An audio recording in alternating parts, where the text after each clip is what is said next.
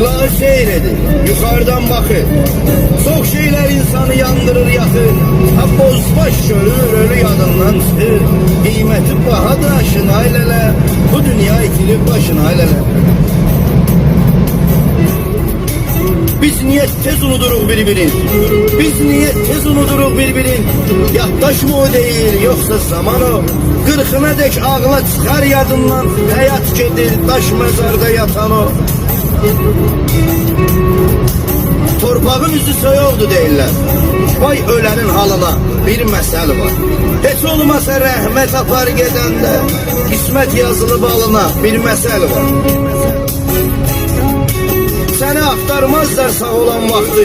Öləndə paylaşıb prim yığarlar. Qəbrimin üstündə bir video çəkib dilsiz ağızsız keçirmə baxarlar.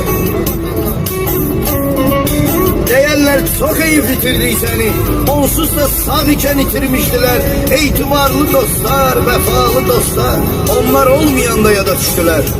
Onlar olmayan da ya da düştüler.